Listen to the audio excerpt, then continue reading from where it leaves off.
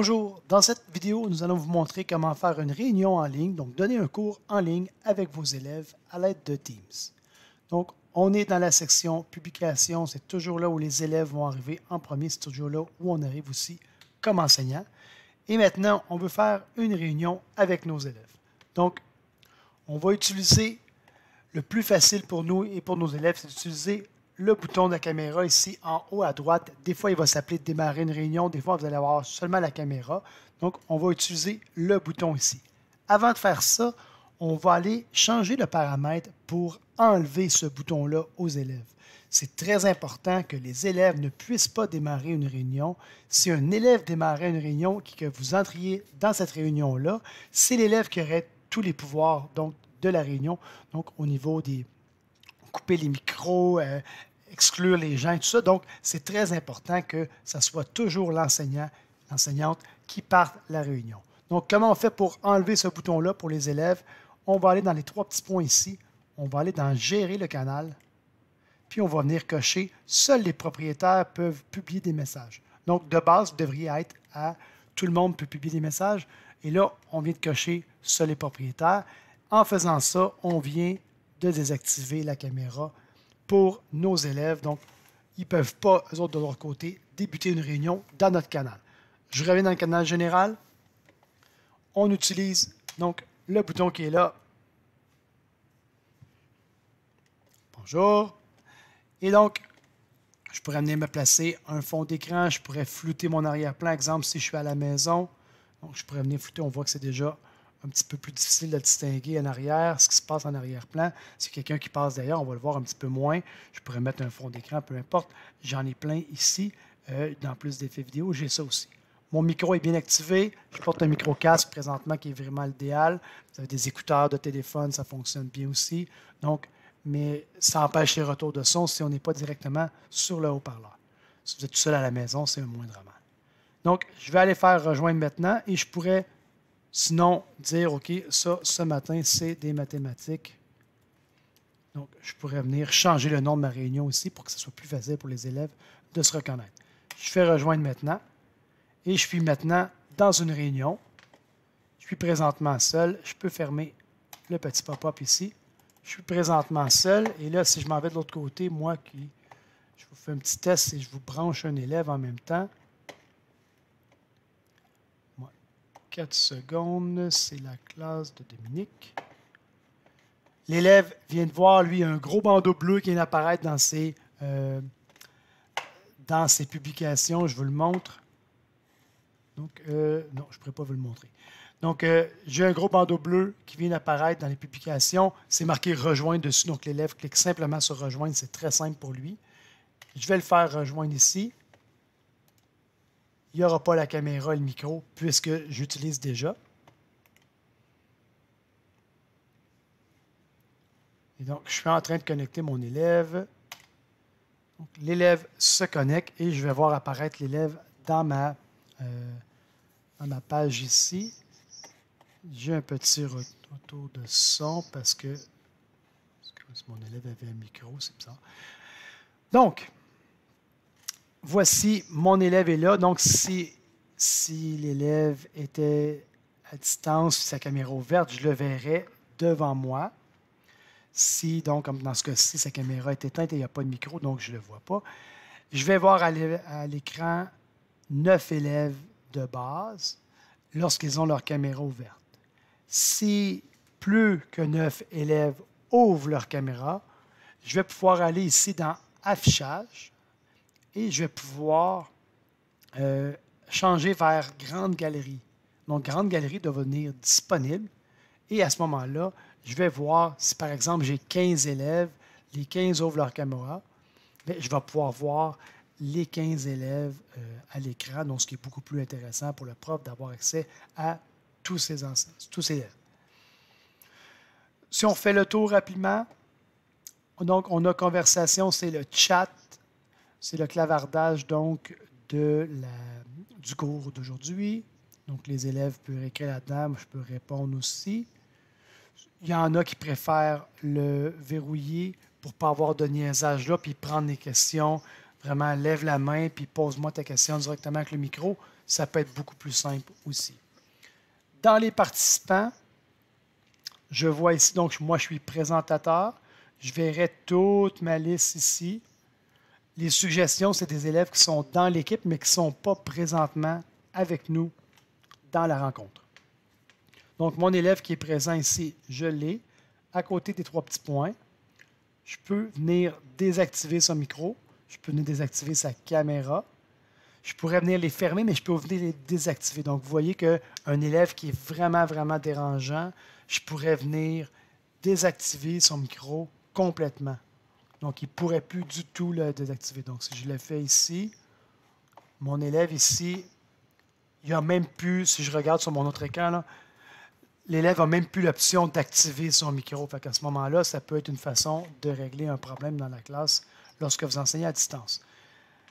Donc, si je lui fais autoriser, il va pouvoir l'allumer quand c'est le temps.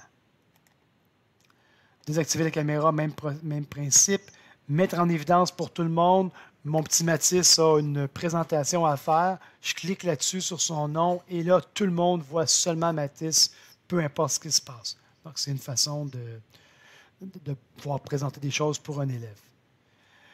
Désigner comme présentateur, peut-être moins utile, mais ça pourrait. Donc, votre élève, à ce moment-là, peut faire un partage d'écran, ce qu'il n'y a pas comme option présentement dans les paramètres qu'on a. Il y a seulement moi que les paramètres donnent la possibilité de présenter.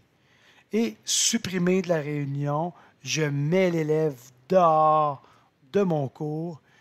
L'élève va être invité à se rebrancher parce que Teams voit ça comme une réunion, puis ça, c'est bien important que tout le monde soit là. Mais à ce moment-là, on va être dans les paramètres de la réunion et on va venir activer la salle d'attente. Donc, l'élève qu'on a mis à l'extérieur de la classe, il va devoir passer par une salle d'attente.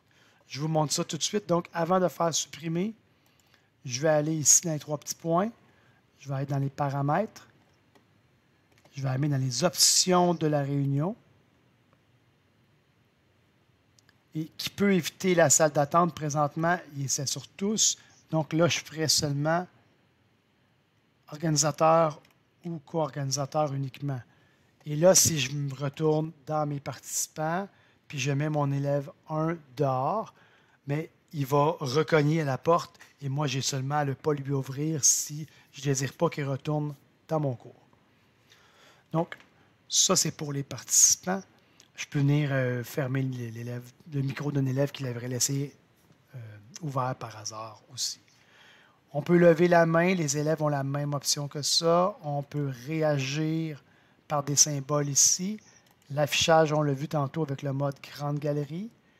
Si vous aviez besoin, vous pouvez créer des salles. Donc, je peux créer 2, 3, 4 salles, peu importe. Les salles automatiques, donc, vont trier les élèves au hasard. Ils vont les envoyer dans des salles, donc dans des sous-réunions, si vous voulez. Si je le fais manuellement, à ce moment-là, je vais devoir cocher les élèves, dire lui s'en va dans la salle 1, lui s'en va dans la salle 2, lui s'en va dans la salle 3. C'est beaucoup plus long, mais ça nous permet de mettre exactement les élèves qu'on veut. Les élèves ne peuvent pas revenir facilement puis retourner dans une autre salle. Mais par contre, moi, je peux me promener d'une salle à l'autre assez facilement. C'est une option peut-être pour les élèves plus vieux ça permet de faire ça. Donc, dans Autres enregistrés, on n'a pas le droit de toute façon. Les effets, c'est le background qu'on a vu tantôt. Langue et voix, vous ne devriez pas avoir besoin. Et dans Paramètres, on a vu tantôt les options de la réunion. Vous avez aussi les paramètres de périphérique. Qu'est-ce que j'utilise présentement? Donc, on voit le casque que j'ai sur la tête qui est branché dans mon périphérique audio, haut-parleur. Je vois si mon micro fonctionne bien avec les lignes bleues. Ici, je vois quelle caméra est choisie. Donc, vous voyez que c'est toutes les options qu'on a par rapport à ça, si on a besoin de le prendre. Ma caméra, je l'active, je la désactive. J'active et je désactive mon micro ici. Donc, un élève qui est en train de parler, je pourrais fermer mon micro, mais comme enseignant, pour vrai, vous pourriez le laisser ouvert. Et avant de quitter, comment faire un partage d'écran? Je clique sur « Partager ». Si jamais j'avais besoin de présenter le son qui est dans l'ordinateur, donc je présente, exemple, une vidéo, puis j'aime pas ça l'envoyer, ce qui est vraiment la meilleure option, là, mais j'aime pas ça l'envoyer aux élèves avant. Je veux vraiment qu'ils la voient en même temps que moi. Mais soyez sûr ici de venir cocher, inclure le son de l'ordinateur pour que les élèves entendent ce que vous entendez vous. Ils vont toujours vous entendre vous, mais le son de votre ordinateur, ce qu'il y a dans votre ordinateur qui joue de la musique, une vidéo, mais si vous ne cochez pas ça ici, ça ne fonctionnera pas. Après, j'ai cliqué sur partager. Je vais aller cliquer sur écran et là, vous devriez avoir un seul écran, dans le fond, une seule place où vous allez voir ça. Donc, vous allez cliquer dans l'écran où vous voyez vos élèves et à ce moment-là, vous allez faire un partage d'écran. Donc, on voit le rectangle rouge tout autour qui montre que présentement, tout ce que je fais dans mon écran, les élèves le voient. Donc, c'est exactement le même principe que quand vous êtes au TPI, quand vous êtes sur votre EPI.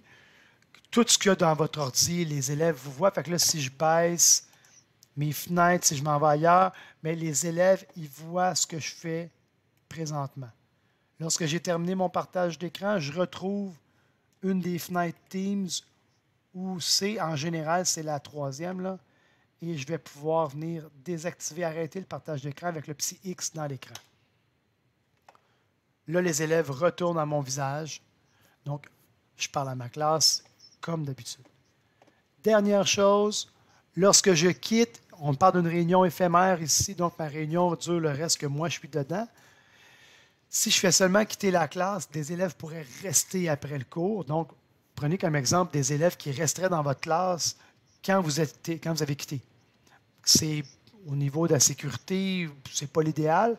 Donc, ce qu'on va faire, c'est qu'avec le petit chevron ici, on va faire mettre fin à la réunion, ce qui va mettre tout le monde dehors, et après, ça va nous faire quitter aussi. Donc, c'est l'exemple de vous reconduisez vos élèves à la porte, vous fermez la porte et vous sortez à ce moment-là. Il ne reste plus personne dans la réunion et on va voir dans la réunion ici, dans mon Teams, la réunion qui était là vient de disparaître. Mon cours de mathématiques est terminé. Donc, très facile de faire une réunion de cette façon-là. Pratiquez-vous un peu, vous pouvez appeler des collègues, vous pouvez inviter des collègues dans votre équipe pour faire des tests, mais très facile pour les élèves aussi. Donc, on dit aux élèves, on a une réunion à telle heure, restez dans la publication et quand le gros bandeau bleu va apparaître de votre côté, cliquez sur Rejoindre. Donc, c'est le plus simple pour l'élève et pour vous, vous avez seulement à faire ici la caméra et rejoindre la réunion. C'est très facile aussi. Merci.